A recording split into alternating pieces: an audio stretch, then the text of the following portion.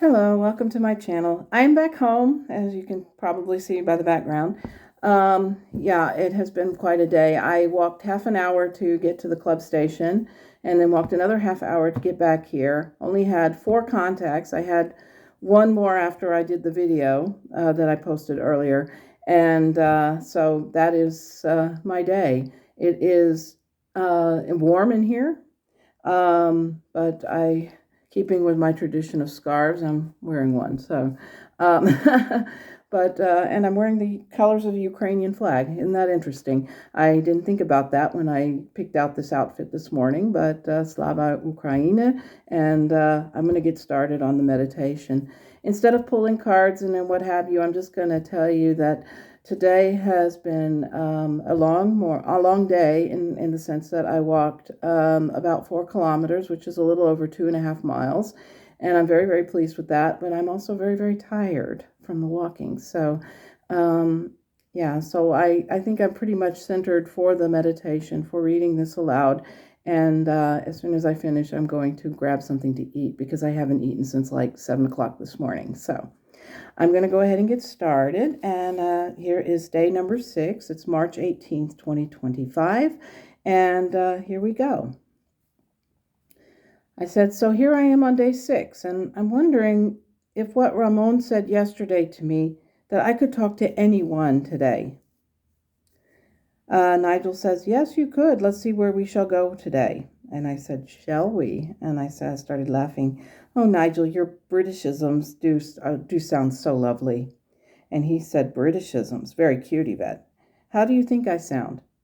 I said, that's weird. I really can't describe it. I felt the energy of your words, and then my brain kind of translated them back into English. Am I like a TARDIS instant translator in that regard? And Nigel says, possibly. You sense the energy and then you go with that and write it down. Sometimes when the conversation goes very quickly, you tend to allow us to take over, us to take over. I said, how does that work? It feels a bit on the strange side. And Nigel said, it isn't in that sense. The use of verbal language is the means in which you understand or convey ideas. When spirits speak to you, the words come in the form of energy, which your mind translates into language. You are connected in such a way that you immediately understand what is said or how the messages come to you. I have merely sent you these messages in the form of energy. You interpret yourself if it is a British or French accent. I said, okay, so how do I send a message in the same way? Does my verbal language get transferred into energy surges so that you understand it? And Nigel says, you may be surprised by the answer, but no, I don't need to translate verbal languages back into energy because your words already have the energy infused. It may seem hard to understand, but language, as in verbal language, has the power to be understood in a spiritual realm, just as we are not limited by physical location. Let's just say, for example, your husband, who is located in Rüsselsheim, were to have a dialogue with Einstein and world-famous physicist in New York at the same time. If he wanted to talk to him at the same precise moment as your husband, he could take both of your husband and the scientist at the same time.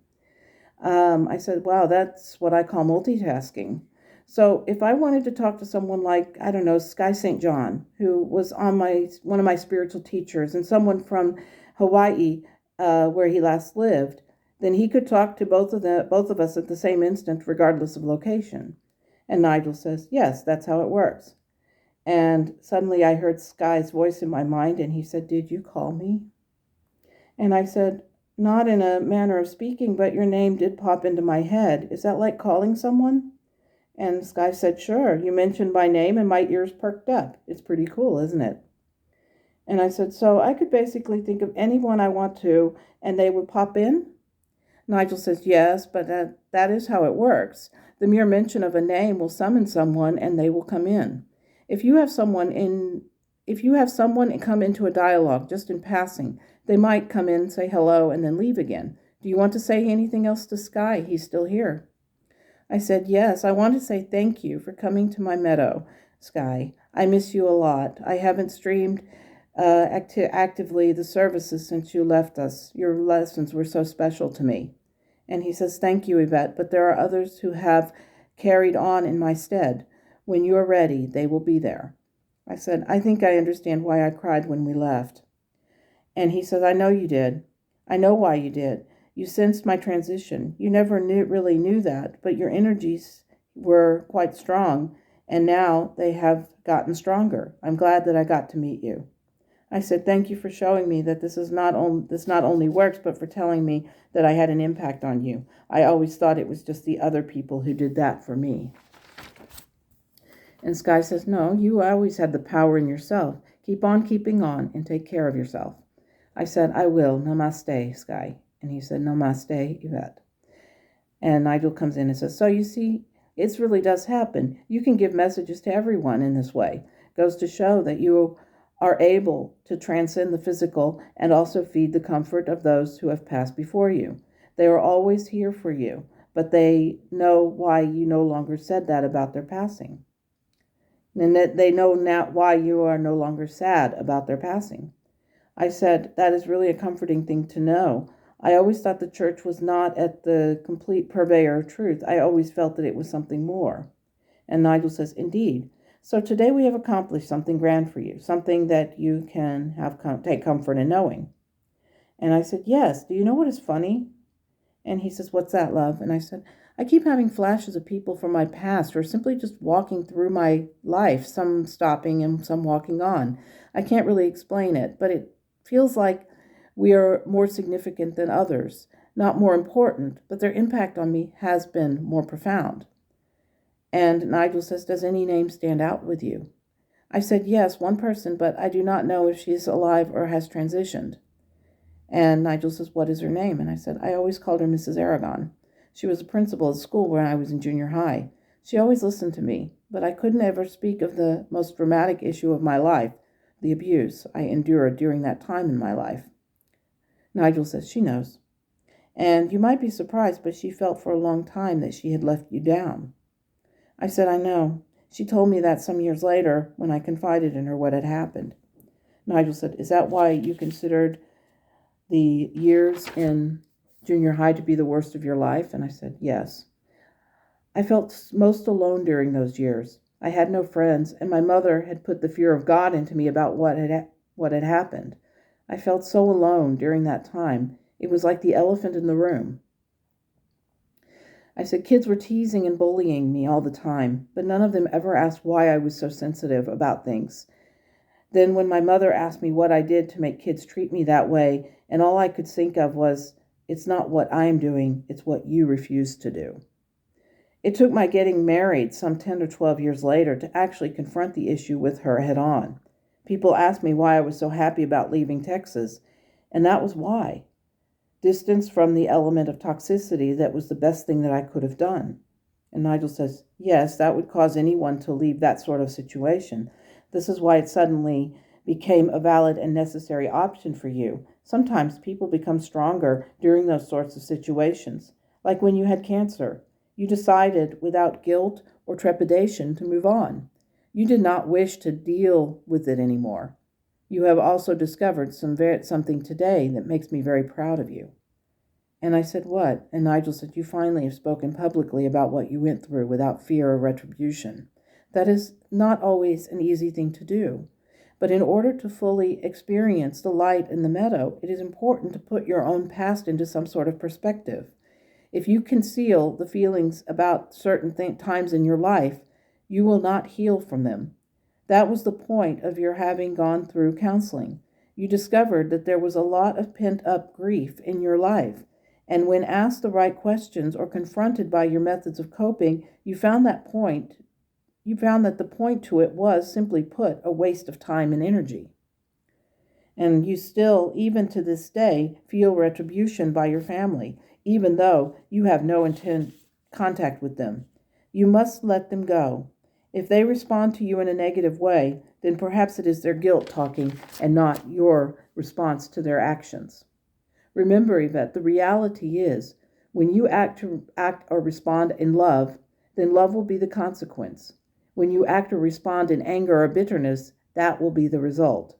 You are not responsible for their reactions when you speak your truths, and your reactions to them are purely how you feel about being either responded to in love or gaslit at each and every turn.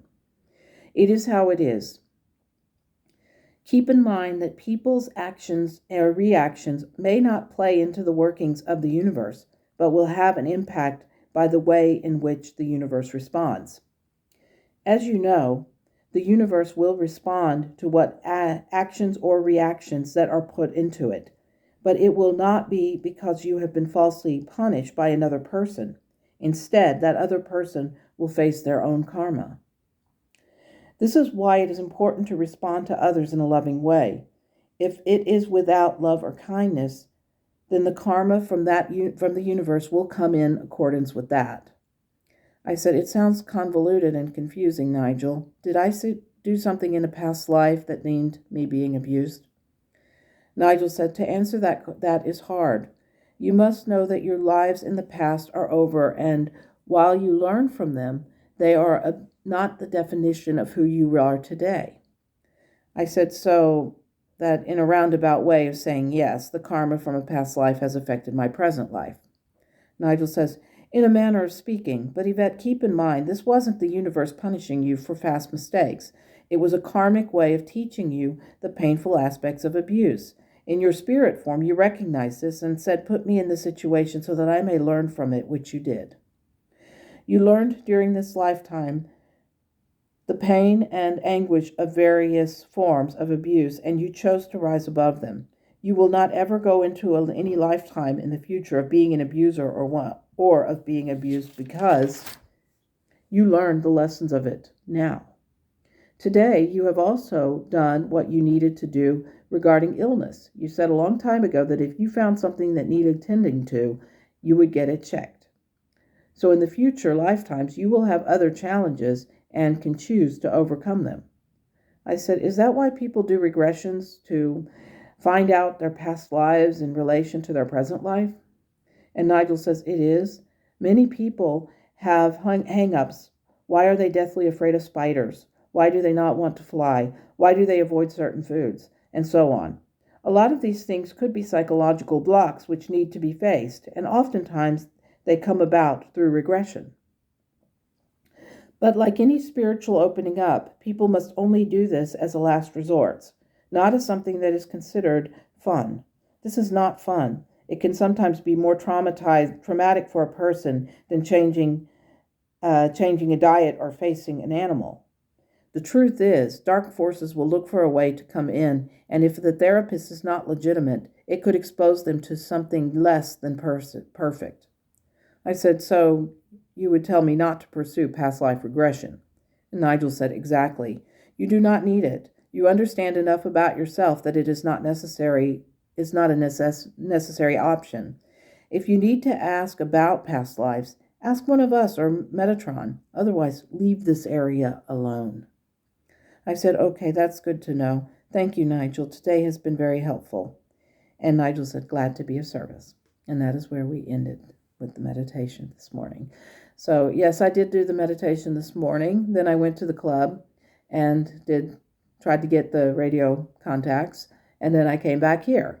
And in between, I walked about 2 kilometers. So I've had a very busy day. And now I'm very, very hungry. And I think I should probably go in the kitchen and find me something to eat.